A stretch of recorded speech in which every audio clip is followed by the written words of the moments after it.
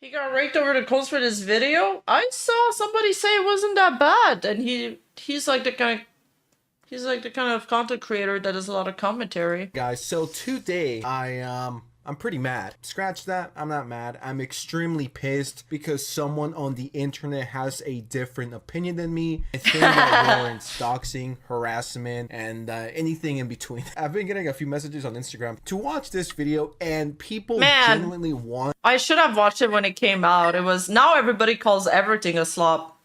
To know my opinion on this. So there's this YouTuber called Raimundo2112, and he made this video called YouTube Has a Slop Problem. And I'm actually in the thumbnail, which is what's the video right next to it? Hold up. He made this video called Important Derpygate? I want to watch this. I want to watch this so bad. I'm getting clickbaited so hard right now, and it's working. We need to watch this next React stream, okay? Remind me.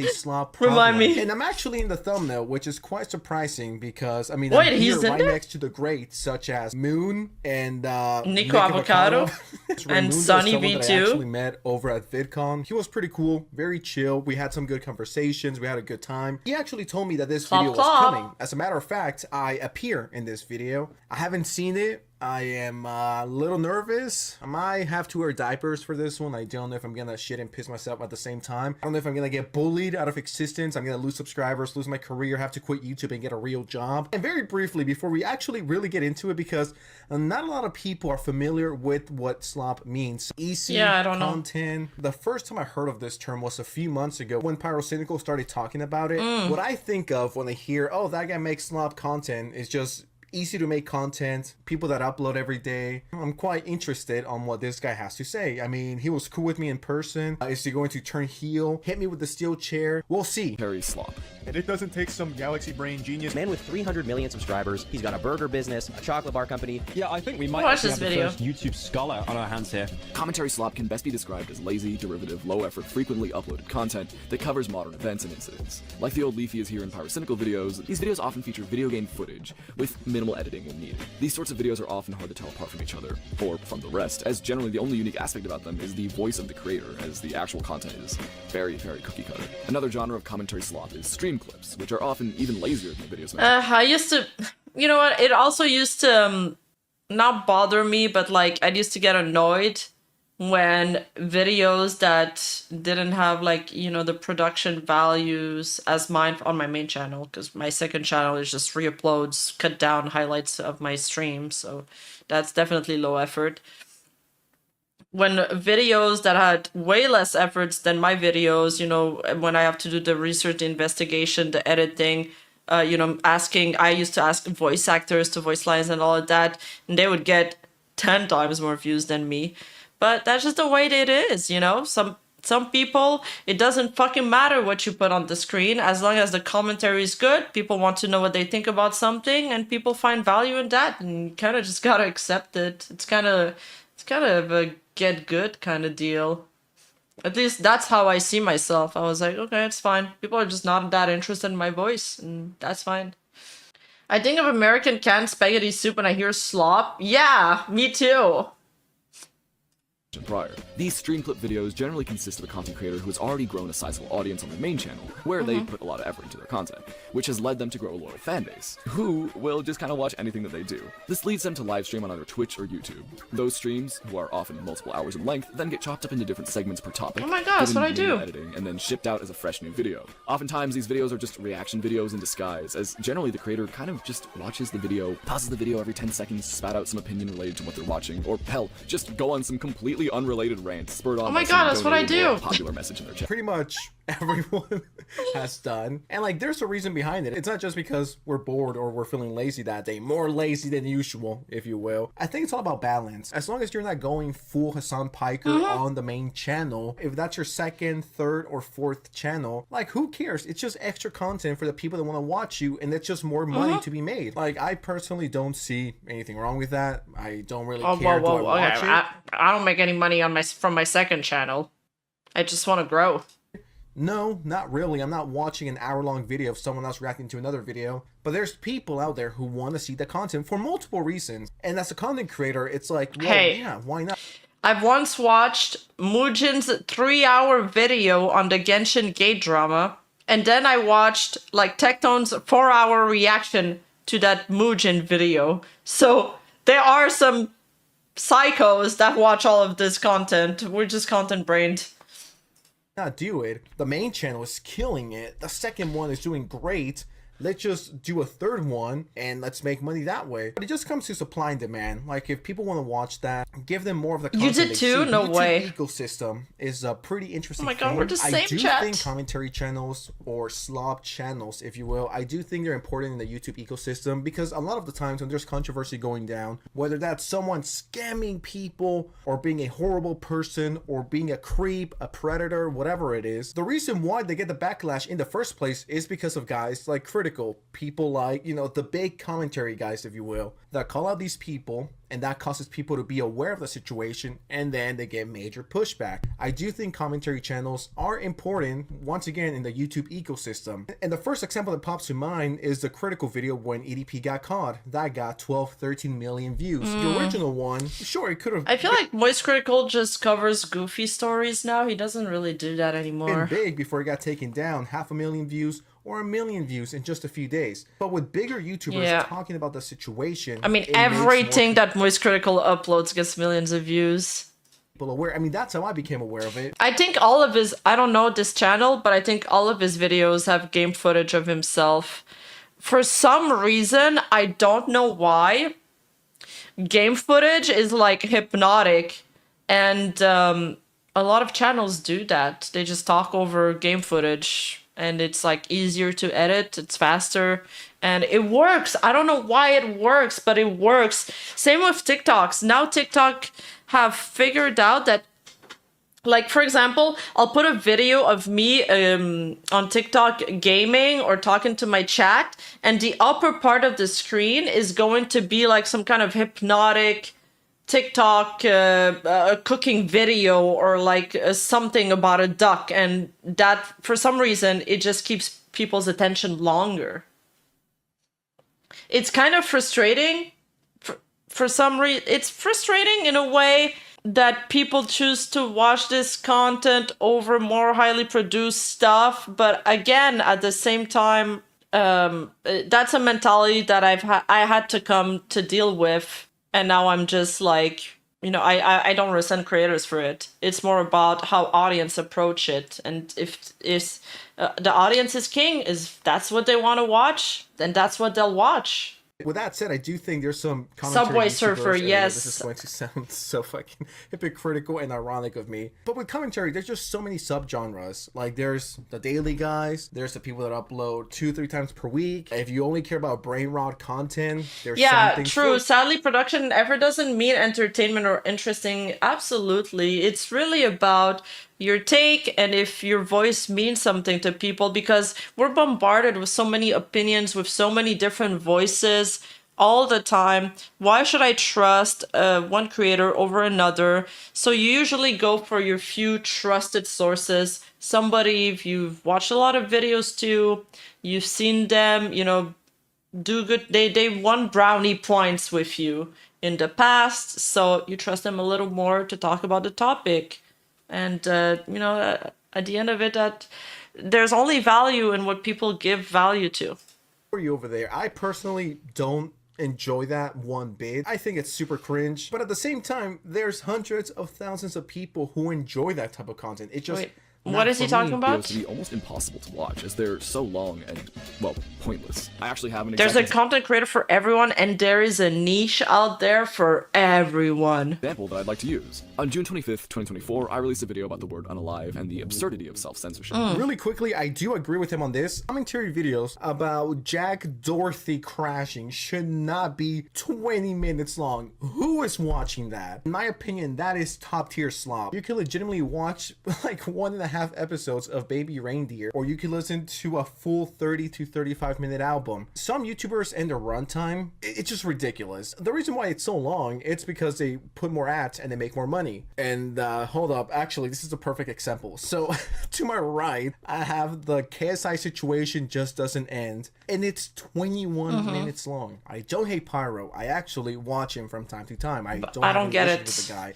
Is the KSI situation like Is it a video that's warranted to be 20 minutes, or is it a tiny, like, 10-second clips that's been stretched out for 20 minutes? But the Launchly situation is not 21 minutes worthy. I doubt the average person cares. They just want some background noise, commentary videos getting way too fucking long, hate wasting time. That's why if you look through my channel, if a video needs to be 10 minutes, it's 10 minutes. If a video needs to be 15 minutes, it's 15 minutes. If a video needs to be 7 minutes with 25 seconds, absolutely. Say it louder for the people in the back. I've always said that. A lot of people ask me about runtime, and a lot of other content creators, they're like, how long should I put my videos? I'm like, the videos is as long as it should be. I always, from the beginning, that was always a problem with me. I have the opposite problem. I needed my videos to be shorter because it was costing too much for me to make longer videos, and I wasn't making the ad revenue to offset the spendings. And also I felt like my videos were too long, so it wasn't keeping people's attention enough, and it was hurting my retention. But once I stopped caring about that, I was like, you know what? Video is going to be as long as it could be. When I heard that my Bunny Ayu video was going to be 1 hour long, I freaked the fuck out. I was like, who the hell is going to watch that? Who the hell? No one's going to watch that. They're going to watch like 10 minutes. They're going to click off. And I was so depressed. I went over, I tried to trim it as much as I could. I really couldn't. Like, the thing is, if you take out one thing, then you're not... I felt like key points of the story would be missing. I felt like I wasn't doing justice to some things. And I even trimmed some part a lot. And I felt like, I felt even bad for trimming them. And then that video ended up, like... I could tell that a lot of people watched it till the end because people commented on things that happened at the end of the video. So I was happy about that. So I really think a video is just take the time you need to tell your story, and that's it. Don't worry about the runtime. Don't look at the time. It doesn't matter. I have videos on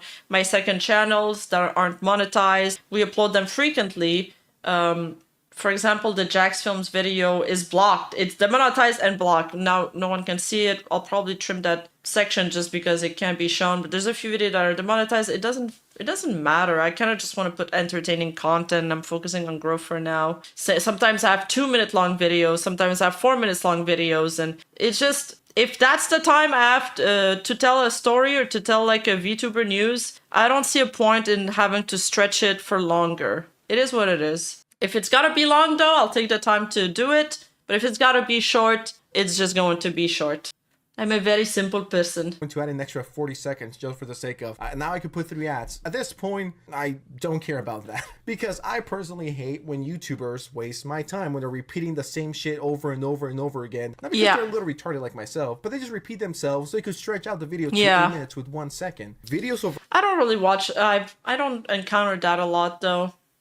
There's been some criticism in my video saying that people were saying that they get confused because I don't repeat things enough. So I think I have the opposite problem where, especially in stories where there's a lot of people involved, I think this is just like a note to myself. I think I need to establish or repeat more who's who. Like, this is X person's agent. This is this person's best friend. Things like that. Overall are getting way too long. There's no reason for your in the Bunny Ayu video especially, people were saying that they were confused. Everyday commentary guy to be making 20-30 minute videos on the daily, and some drama is not 20 or 30 or 40 minutes worthy. Like, there's quite a few creators on here that I like and I want to watch their content. When I see that it's 20 minutes long and it's about the stupidest drama possible, it's just like, what are we doing here? I want to watch it. It looks interesting, but I'm not. 20 minutes long is not long for me, but I know a lot of my friends, if I pull up a 20 minutes video, they won't want to watch it. As for my like stream highlights, they're usually long because I yap a lot and we simply just don't have the funds to trim the videos that much. So my editor will just take like the beginning of the topic till the end of the topic, and that's it. He doesn't really do any other edits. Watching a 25-minute video about we're a small KSI team or Logan Paul, I'm just not, okay? Especially if it's Yeah, 20 minutes for me is short. Absolutely not. That is short. 2024, I released a video about the word unalive and the absurdity of self-censorship. Since negativity thrives on this platform, the video did really, really well, and was seen by tons and tons of YouTubers, including the one and only Pyrocynical. For those unfamiliar, Pyro is a YouTuber who's been actively making videos for I don't know Pyrocynical. Do you guys know him? a long time, with him originally making Leafy is Here gameplay commentary style videos, but eventually switched to a more varied content style. Oh, he has very unique thumbnails. The strategy is basically what has won YouTube in recent times. However, my personal experience comes in when Pyro made a reaction video to my Unalive video, titled TikTok is Changing Our Language. This is an hour, 38-minute stream clip of him watching my video, which is only 40 minutes long for context. Now, when I was alerted of this, I was beyond excited. 40-minute stream clips to 100. Oh, that's not. It's like twice the amount? No. It's twice the amount plus 20 minutes. Maths. And I sat down with my friends to see what he would say about my video. And just to be clear, to preface my criticism, I don't want to come off as criticizing these creators as people, or their character in the slightest. This is just a critique of the content that they produce. That being said, this video was very hard to watch. Not in a way that it made me cringe or misrepresented myself, but hard to watch because there was so much rambling, so many distractions, and so little focus placed on the actual subject matter at hand. Which, again, his video is nearly an entire hour longer than the video that's being reacted to. However, most of this hour is just filled up with unrelated things, which is, again, why it's hard to watch. It was hard to follow, it was difficult. This sort of content is one of the more common types of slop that we see. Long YouTube videos of a creator just kind of sitting there and watching someone else's video, pausing every 10 to 15 seconds, commenting on something, and then... I mean, I think Pyro is definitely... I do worry that I go on too much tangent sometimes, and I've been trying to work on that. the guiltiest out of all of us. I'm not gonna pretend I'm innocent in this one. Like, I've definitely had my reaction moments. I really don't have a problem with that personally, as long as you provide your own commentary. As long as you're not going full Hassan Pie, you're being like, yeah, this is pretty awesome. Anyways, I just keep it playing for like another 7 minutes while I go and eat very quickly.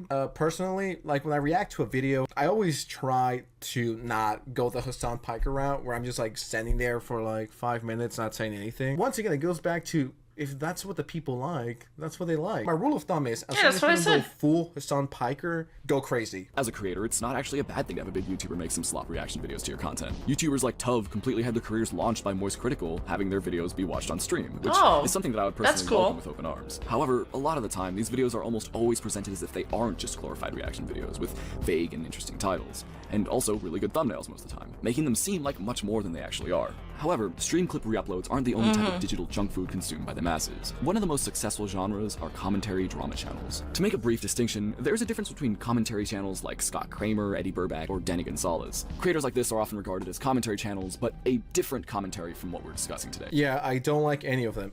That's just personal opinion. I don't know any of them. Type of commentary channels. Nothing against them. You know, I'm sure they're all lovely people, but I just don't enjoy the content. I actually find it boring. But once again, that's just my opinion. I hope I don't get shot or doxxed or banned for saying that, or get canceled by Gen C. You're gonna Gen C me, bruh.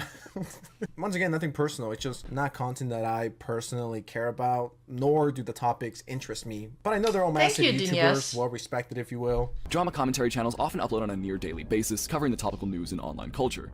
They almost never cover anything other than controversy and scandal, though, since mass audiences don't seem to care for stories regarding anything possible. What? 8 out of 10 for Derpygate? Ain't no way, dude. This should have gotten way more views. Well, this kind of disproved his thing, because this is a controversy and it's 8 out of 10, so I'm confused. These channels are often in a mad dash to be the first to cover something topical. Whether or not their information is correct, and also whether or not there's actually any additional information, they'll still cover the same topic over and over and over. Well, yeah, you make a video.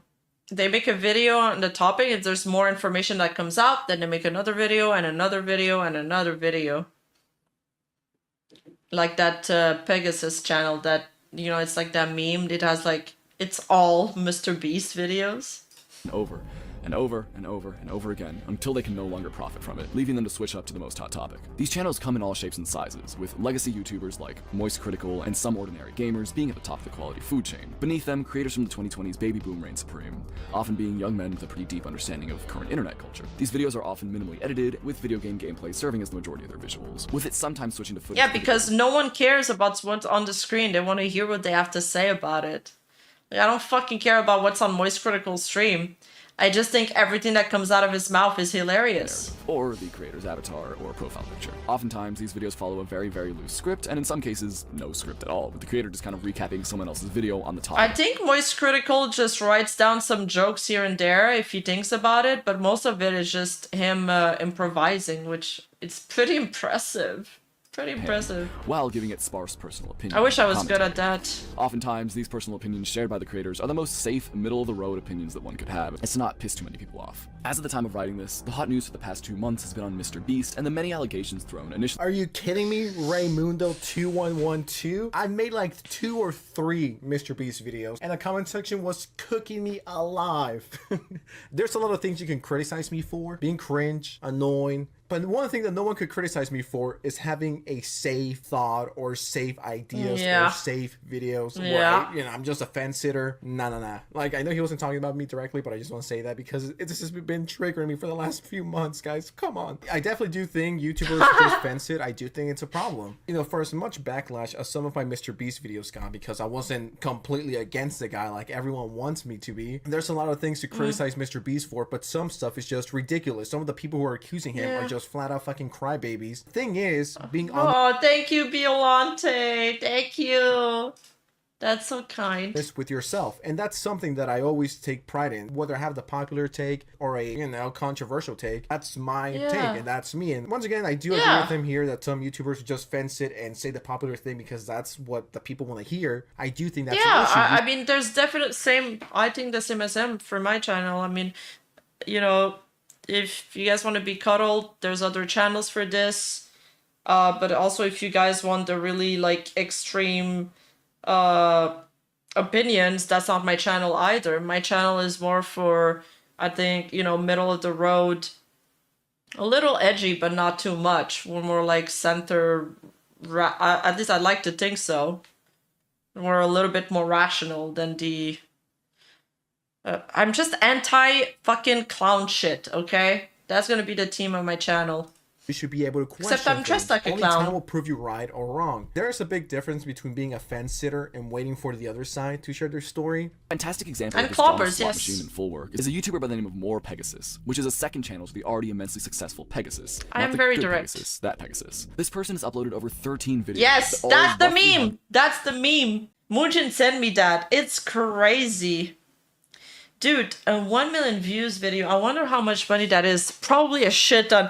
Dude, he probably paid his whole... I mean, who can blame him? He probably paid his whole year with just this month. The MrBeast economy probably catapulted millions of dollars into the YouTube economy. the same thumbnail, title, editing style, and are all just kind of the same thing. These videos got insane. I hate that.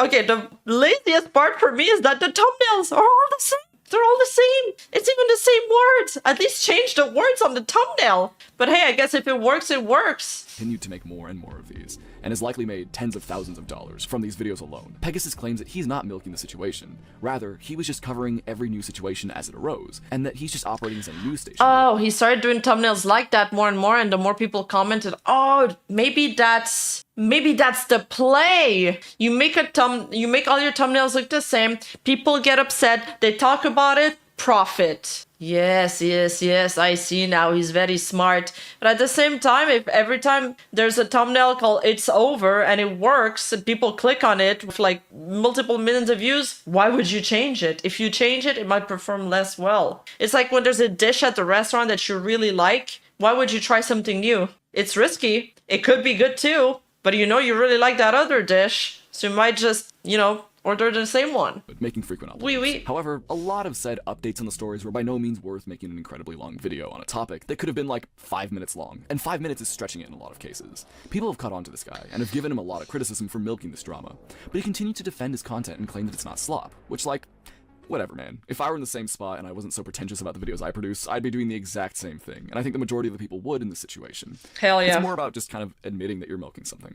It's fine, you know, get that bag. It's job, it's money, it's your work. But I will never buy him saying that it's not being milked. However, Pegasus is nowhere near the only person doing this. YouTubers like Turkey Tom, Cheeto, Sensitive Society, Jamari, WestJet, Oompaville, and many others will take a fresh controversy, make multiple videos, always over 8 minutes long or more, of cource, so they can make more profit from it. New video every time there's a new But piece of I information don't on the feel I watched a lot of Turkey Tom videos, and I never felt like it was forcibly stretched out. And even though he uploads very frequently on his channel, it never felt to me like his videos were poorly researched. Actually, I've covered a few topics that were the same as him, and so I fact-checked a lot of the things he talked about, and he was very on point about almost everything. It really impressed me. No, his research is good. I really can't criticize it. His research is really good. No matter how small this new detail may be.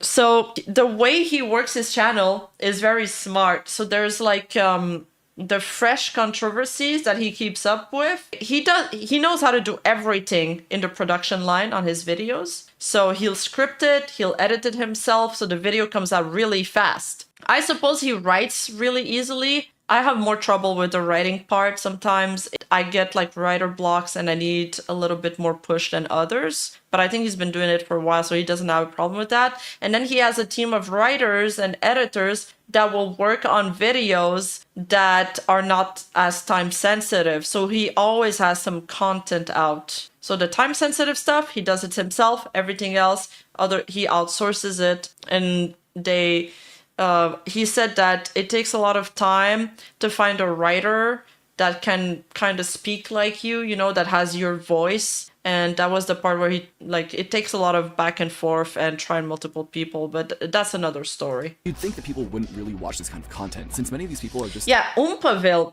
also does that kind of like frequent content, but I think his commentary is very thoughtful, and he's just a very charismatic guy. Just like this guy that's talking here. This is the first time that I'm hearing one of his videos, but he seems very sympathetic. He seems likable.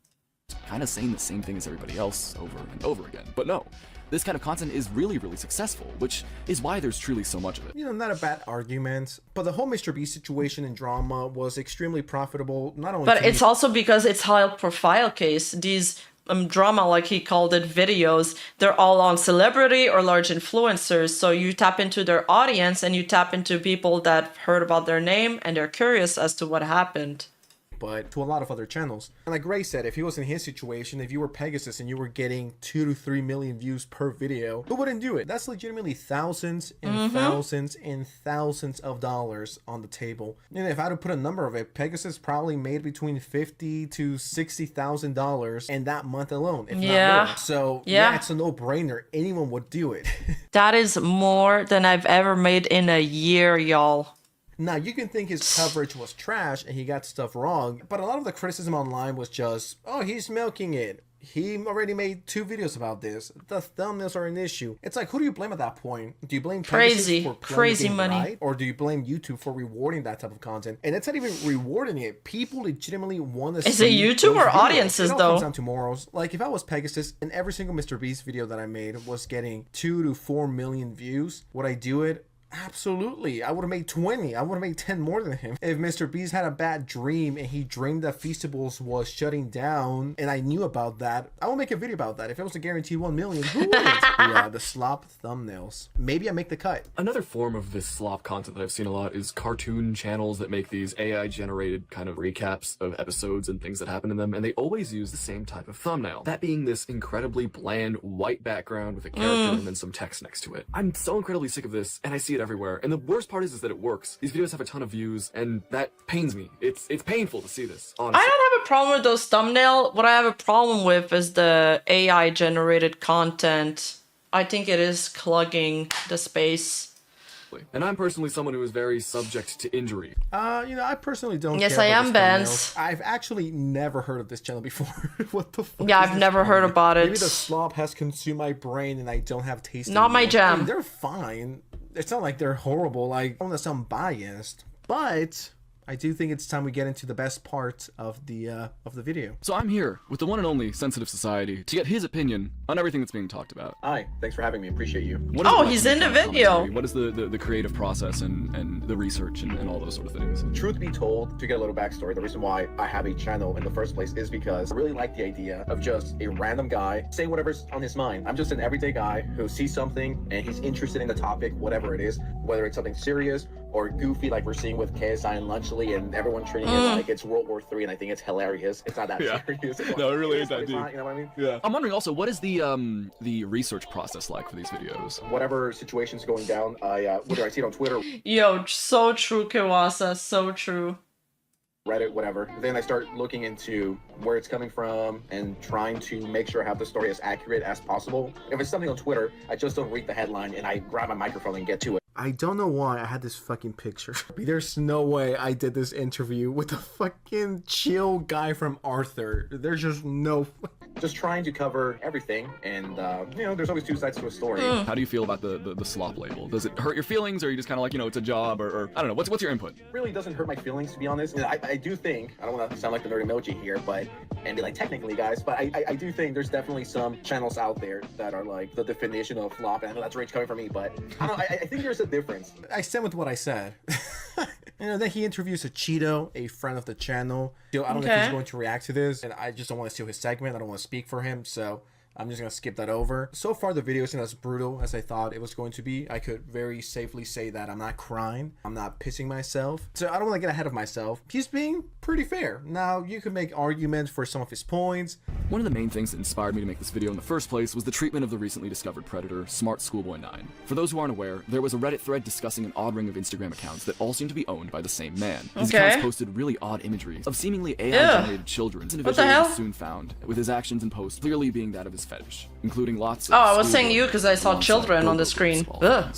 Jump scare. Children jump scare. People learned he's actually tried to reach out to children and spends time around playgrounds. And the story was picked up by more and more people, and eventually the commentary community got a hold of it and started making videos on the topic. Now before I continue, I just want to make my point clear, since this is going to be following my opinion. When it comes to a predator like Smart Schoolboy 9, I don't think it's particularly... This is terrifying, talk about him indeed. so willy-nilly, like he's just some other piece of internet drama. To me, this kind of normalizes the topic and makes it far less serious. Something that tends to happen a lot when an internet celebrity gets exposed for doing horrible things regarding children is an influx of memes that are made making fun of these people. One of the biggest examples being EDP445, a YouTuber who was trying to meet up with a young fan who in reality... That has nothing to do with people react. Bro, this is just the world we live in. Everything will be turned into a meme. Nothing is taken seriously. Humans aren't built to inherently, like, care about something that doesn't affect them. If you play into their fears, then they'll care. But besides that, I think most of it is just a performance as to not, you know, you have to be appropriate and all of that. Was predator hunters in disguise. When busted, EDP claimed that he was coming to pick up a cupcake that the girl offered. Given the hilarity of this statement, EDP and his actions became a meme. Rima, you don't get it, he was just there for a cupcake. Slang for trying to meet with minors. From there, he was made fun of the entire internet, with him still I remember being about referenced this to meme. day. Yeah, I don't agree with him on this one. I've said multiple times, like, yeah, let's hope this guy doesn't get a cupcake, or this is a certified cupcake moment. We all know the cupcake jokes, and I personally don't care for it. We all know the disgusting stuff EDP has done. We all know the disgusting messages he sent to what he thought was a minor. Not once, but multiple times. We're all aware of his disgusting, creepy actions. In my opinion, this does not I wasn't aware of that. Does this make me forget about what he did? I'm sure a lot of you guys are the same way. It's like, yeah, haha, you know, funny cupcake meme reference or whatever. But we all remember and we still know what he did. I guess taking power. That's also how people cope with absurdity, with extreme violence, with stuff that the human brain can't comprehend. It's through, you know, making jokes about it, humor. Or away from his actions or what he did. Yeah, no, we were not all aware. I didn't follow this story very closely. I wasn't really... I just know about the cupcake things because he made a comeback not long ago and they showed that part. I don't agree with that. Other things have happened. Yeah, it's a recently with coping creators like mechanism. Dr. Disrespect and Ava Chris Tyson. There were so many memes making fun. Yeah, like now people are making the chess meme with Dr. Disrespect. these people and their actions, which felt more fitting because a lot of these people are already internet celebrities and will actually see the memes that are making fun of them. However, it's a very different scenario to the Smart Schoolboy 9 thing. It's undeniable that his appearance is strange and unique, and to some maybe comedic, and to others maybe very off-putting. I also can't deny that some of the things that he's said and done can be kind of funny because of the absurdity of it all. But that doesn't mean it's okay to make light of it, in my opinion. Oh, I thought it was AI generated. That was a real person? Okay, I'm confused about this story now. I don't know.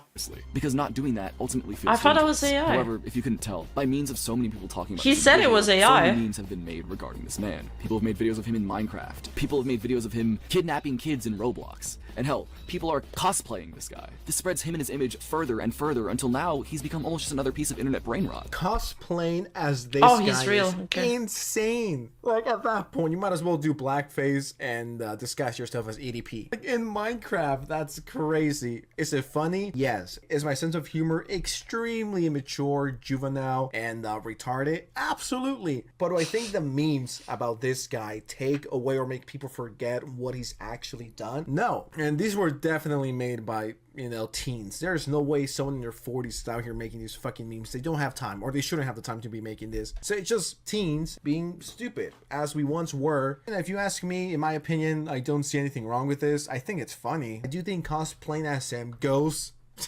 a little too far, but I'm sure there's someone on the other side who's like, yeah, who cares? It's just opinions. This and the Roblox one, I had no idea existed, and I laughed a lot harder than I should have. That's crazy. Another example of this that's not fully related to YouTube Slop is the insane amounts of jokes coming from young children regarding Diddy parties. Like, the fact that such an evil and horrifying person has become within the same ranks as John Pork and Kai Cenat is disturbing to me on a deep level, and I don't know why no one else is talking about it. Anyway, that's its own side tangent, and I won't waste your time with that. My point is, this I weird mean, trend that's of the making news. videos on They Smart use that word in the news and in the prosecution, so... 9 hasn't really led to anything other than mass awareness, which can definitely be argued as a good thing. However, we're still giving this horrible man tons of attention, which, judging by his post history, is... I think that's more of a parent issue, and they need to keep, you know, some control over what children are watching. So it's really, really disturbing and just feels overall off. So it's like, what do we do about it? Do we not talk about it so we don't give it attention and let people fall victims to them? Is that what we should be doing? I'm not hating on Raimundo. Like, this video is pretty solid, actually. For example, like the whole EDP situation. Should Critical not talk about that? Should people not bring awareness to it? But let's not focus on EDP. Let's talk about Smart Boy 9. Had it not been for Critical, once again, who talked about this, and that's how I became aware of it, I would have legitimately had no idea who that extremely disturbing individual is. I don't know if it was Critical or Pyrocynical. It was one of them that brought this to my attention. At some point, it just gets too big to ignore, and you got to talk about it, even if you're like, I don't want to give this person attention. Not to get corny, but you could legitimately be saving someone, or at least make them aware of the new predator that is out there, just to be cautious. Slop is incredibly easy to produce,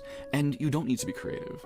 You don't need to say anything new, you don't need a personality, and you don't even need a script. But at the end of the day, you really can't blame the individual creators. They are getting the bag, they're doing what works, and it doesn't really matter what I think about it. 14,000? Holy shit. Like, as long as your title says something along the lines of, the insert controversial figure situation is insert interesting adjective, and your thumbnail has the topic's face, slightly edited to look worse with a bright background. Who cares? Oh my god, I hate this clickbait argument. The clickbait argument is so fake because even the people that complain about clickbait fall prey to clickbait. Like, clickbait works on them. At the end, I think I watched an interview between 3 content creators, 3 video essayists, and I think it was D'Angelo Wallace, and he said something like, I don't give a shit anymore. People used to make me feel bad about the clickbait thumbnails. I think about the kind of video that I would click on. Would I click on something that's like, oh, this movie was like, all right, not the worst, but it was okay? Or would I click on, oh my god, this video is so bad, and then in the video you can explain your more nuanced take? Of course you would click on the second one. So it's just, it's such a non-issue argument. Again, it's about audience pattern. And it's what the audience rewards the creator with. If everybody stopped clicking on on clickbait thumbnails, and everybody stopped clicking on clickbait titles, then no one would make them. But they do it because that's what people want. And crazy drop shadows, and maybe even a black bar around their eyes with some text on it, you're set to go. It really honestly makes me feel sad that this is all it takes anymore. YouTube's success used to be a very, very difficult thing to achieve, and granted, it still absolutely is. But this meta is effective like nothing else. However, unlike the fidget spinner Among Us 3 AM slop of the late 2010s, this content just feels kind of cynical. Once again, another thing that I disagree with here. In order to be a commentary channel, I do think, sadly, getting to 100,000 isn't that special anymore. Like, pretty much anyone with YouTube Shorts could make it, so it's not that big of a deal. But there's I'm not at 200,000. a reason why there's not a lot of big commentary channels in the first place. And by big, I mean 500,000 and up. Like, who could you name besides myself, extremely humble, Cheeto, Jamari, WestJet, Critical, Mudahar, Tom Dark, Atosi, Oompaville, Pyrolyve. If it was that easy to make it, you would have 20, 30 people. And there's a reason why there's not more. And on top of that, if you have absolutely no personality and you're just bland, boring, and lame, you have to be in some way kind of talented enough to learn the algorithm, to know what works, to know what doesn't, whatever your unique trait is. If it was really that easy, anyone else could make it. Or your local guy who's working a 9-to-5 job, whose dream is to be a YouTuber, they would be making it if it was as easy, or at least a little something to offer that's different, whether that's the way you talk, maybe you're a bit edgier than the other ones and people like you because of that reason and they see you as an underdog, or because you get to the drama first, or because your gameplay changes every video, or because whatever it is, you have to have a little something. That's just me though. That's just what I think. I don't think it's easy to make it on YouTube. I thought the video was fine. I think this video is going to end careers and make people triggered. No, not really. I hope not. You know, some things I don't agree with and some I do. Shocker. But anyways, what do you guys think? I genuinely want to know your thoughts. This was a longer video than usual. Hopefully I don't get bullied for making slop. There are more that are outside of his like, preview. share, and appreciate you all. Thank you. I want to hear your thoughts. Genuinely. I'll be reading the comments. All right? Peace out. 590,000. The T commentary channels, like the ones talking about makeups, drama and stuff. I feel like that's what I think about when you say T.